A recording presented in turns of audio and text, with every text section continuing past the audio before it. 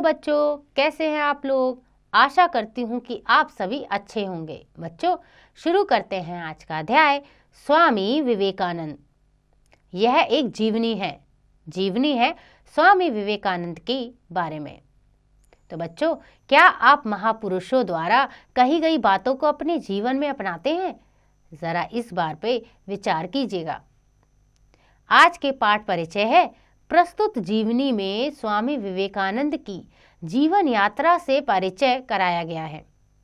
स्वामी विवेकानंद धर्म गुरु होने के साथ साथ गरीबों के मसीहा भी थे।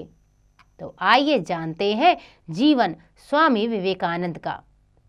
बच्चों, 12 जनवरी 1863 को कलकत्ता यानी कोलकाता में स्वामी विवेकानंद का जन्म हुआ था।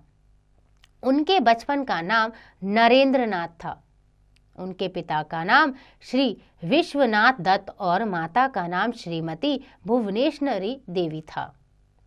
बालक नरेंद्र पर अपनी माता का गहरा प्रभाव पड़ा। उसने ही बचपन में नरेंद्र ने रामायण और महाभारत की कहानियां सुनी। बचपन में ही वे ध्यान लगाकर बैठ जाया करते थे। कभी माता से पूछते, माँ, मैं साधु बन जाऊं तो क्या मुझे भगवान के दर्शन हो जाएंगे?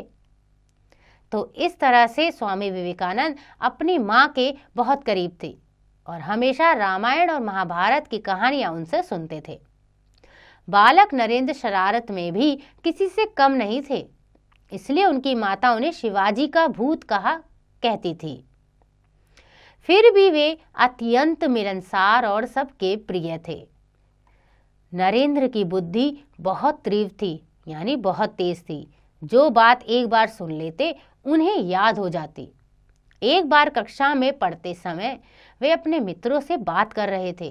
अचानक अध्यापक ने उस पाठ पर उनसे प्रश्न पूछे। नरेंद्र ने सब प्रश्नों के ठीक ठीक उत्तर देकर अध्यापक को चकित कर दिया। नरेंद्र ने कई वर्षों की पढ़ाई 1 वर्ष में ही पूरी कर ली थी।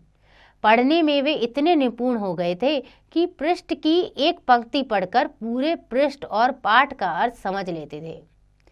इतना ज्ञान था उनके अंदर। कॉलेज में पढ़ते समय नरेंद्रनाथ स्वामी परमहंस से मिले। स्वामी रामकृष्ण परमहंस प्रसिद्ध सन्यासी थे। उन्होंने बताया कि ईश्वर को देखा जा सकता है। युवा नरेंद्र पर स्वामी रामकृष्ण परमहंस की शिक्षा का गहरा प्रभाव पड़ा। नरेंद्र उनके शिष्य बन गए, यानी कि उनसे वह आगे की पढ़ाई करने लगे। अचानक 1884 ईस्वी में नरेंद्र के पिता का स्वर्गवास हो गया। पूरे परिवार के जीवन यापन का भार नरेंद्र के कंधों पर आ गया। तभी स्वामी रामकृष्ण परमहंस का भी स्वर्गवास हो गया। अब नरेंद्र ध्यान और ईश प्रार्थना में डूबे रहने लगे। उन्होंने जीवन भर विवाह न करने और त्याग का जीवन व्यतीत करने का व्रत लिया, यानी उन्होंने ठान लिया कि वह विवाह नहीं करेंगे। देश के अनेक स्थानों पर वे घूमे और धर्म प्रचार किया। देश के लोगों की निर्धनता से नरेंद्र अत्यंत दुखी हुए। वह गरीब लोगों को देखकर दुखी रहते थे। वे कहा करते थे कि जनता की गरीबी मिटाए बिना धर्म का प्रचार करना व्यर्थ है। यानी जितना भी मैं धर्म के बारे में इस लोगों को बता रहा हूँ, अगर मैं लोगों की गरीबी दूर करूँ तो वो ज़्यादा अच्छा है। 1893 ईस्वी में उन्होंने स्वामी विवेकानंद नाम ग्रहण किया। स्वामी जी 31 मई 1893 ईस्वी को बम्बई यानी मुंबई से विदेश यात्रा के लिए रवाना हुए। वे लंका, सिंगापुर, जापान की यात्रा करके अमेरिका पहुंचे।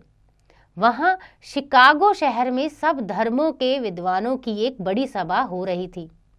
स्वामी जी ने इसमें भाग लिया। उन्होंने अपने भाषण का प्रारंभ भाइयों बहनों के संबोधन से किया। सारी सभा तालियों की गड़गड़ाहट से गूंज उठी।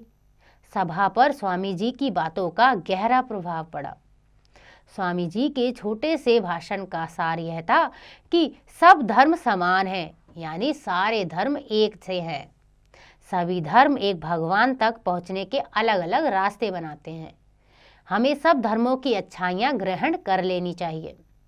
अमेरिका के बाद स्वामी जी ने इंग्लैंड में भी धर्म प्रचार किया।